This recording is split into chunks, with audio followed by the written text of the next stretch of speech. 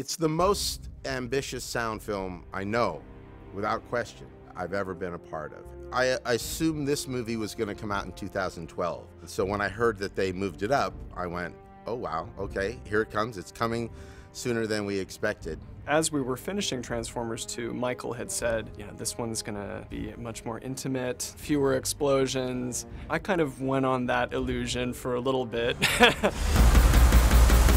He had mentioned that he was going to tone down the action. Didn't tone down the action. This is every bit as big as any of the other Transformers films, maybe combined.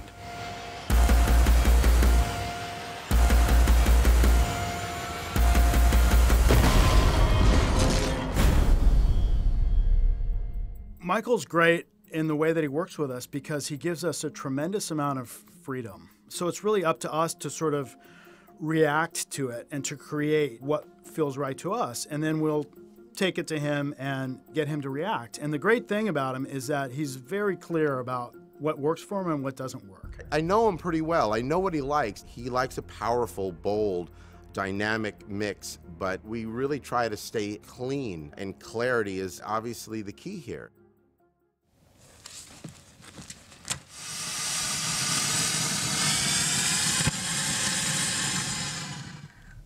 The approach with these movies is to first just collect as many cool sounds as possible.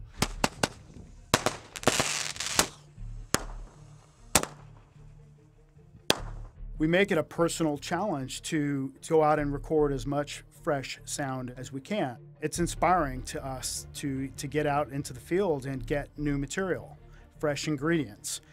One of the things we talked about wanting to do with this movie at the most basic level was really push it to the next level in terms of how we take organic sounds and twist them into the electronic, and conversely, how we take electronic sounds and sort of twist them into the more organic world. One of the things we started playing with was an electric guitar to move in that sort of direction where you're just sort of straddling the borders between, okay, is that an organic sound or an electronic sound?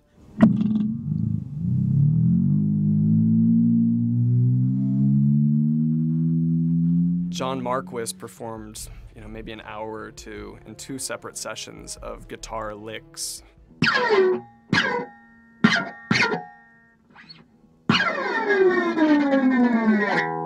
One place where those sounds really stuck were for these alien attack ships, which have big gun turrets that lock into place.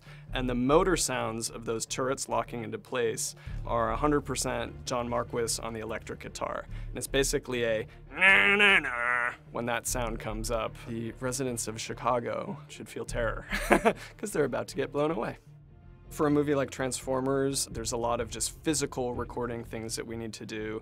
Like there's a military component, so we've got military weapons, machine guns, vehicles. All right, this is going to be a 12-gauge shotgun. Getting our levels set. Take 1.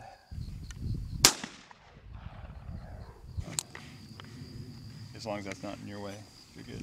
I'm good with that.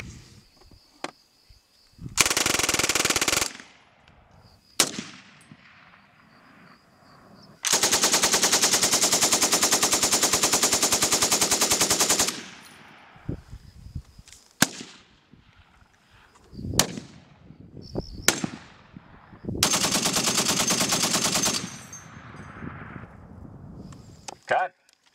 There's a segment of this movie that has a shuttle launch. So we recorded a lot of rocket sounds and 2 different rocket launches on the West Coast out of Vandenberg Air Force Base, which were the largest rocket launches in West Coast history, a Delta IV rocket and an Atlas V rocket with these 100,000-pound payloads. The access that we get with the military through working on a Michael Bay movie is pretty extraordinary, and we had armed escorts helping us set up. The closest rig to the launch was 200 feet away from the launch pad. We set a little timer on the rig and went off to the quarter-mile position, set another rig there, and then we went to the evacuation point, which is 1.5 miles, 2 miles away from ground zero. Record all of these angles, and there's a sequence in the movie where there's no layering of sounds, just that pure air-ripping rocket sound.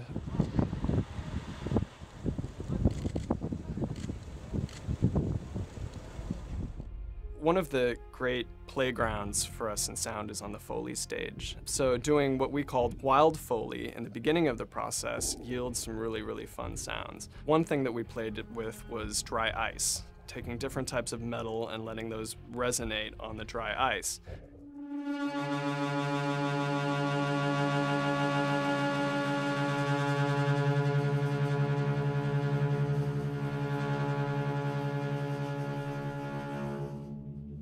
There's one section of the film where there's a massive alien mothership crashing, and part of the metal groans and strain of the hull we made out of that dry ice. There's one whole sequence where we work with the tempo of the music, and Optimus's guns are playing the 8th notes and the 16th notes and are part of the orchestra.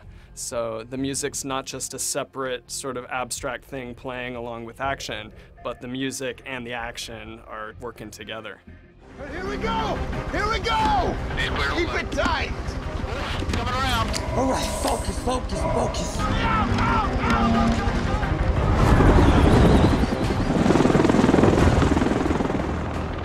This is the first Michael Bay film that we've mixed in 7.1, which is basically a kind of a quad surround experience. You have a left wall, left back, right wall, so there's 4 discrete channels, and there's a lot of movement in this movie. And being that it's also 3D, there's a lot of pulling things into the room. Having the left and right walls, which doesn't come from behind you, allowed me to pull sounds into the front half of the room. I could have a discrete rat-tat-tat-tat, kaboom-kaboom in the left back versus the left wall, and you really felt separation. It's a great format for 3D because 3D does also pull into the room. You still do that with 5.1. You have to have 5.1 because theaters out there right now, I don't know the exact numbers, you're looking at 500 that are equipped to play 7.1 and then thousands and thousands that are 5.1. I had a ball with it, and I showed a couple of sequences to Michael early on, and he just commented, God, the surrounds just feel really cool. What's going on? And I said, well, that's the 7.1. We told you we really wanted to mix this movie in 7.1. You are just enveloped in sound. I love going to the movies. I know how it is out there. And when we're doing like little delicate balances on things and something we're saying, should we make it a little lower? Is it going to be okay?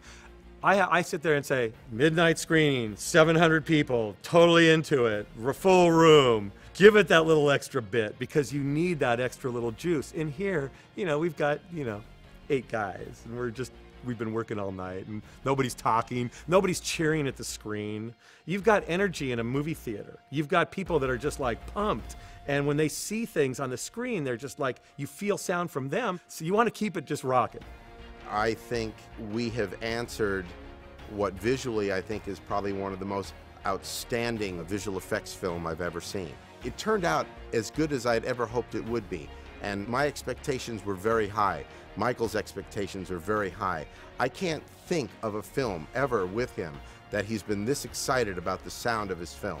He continually talks about there is just so much here for people to enjoy. This is a cinematic experience unlike anything we've ever done. And I know it, he knows it, everyone on this movie knows it, and I just can't wait for people to actually get a chance to see it.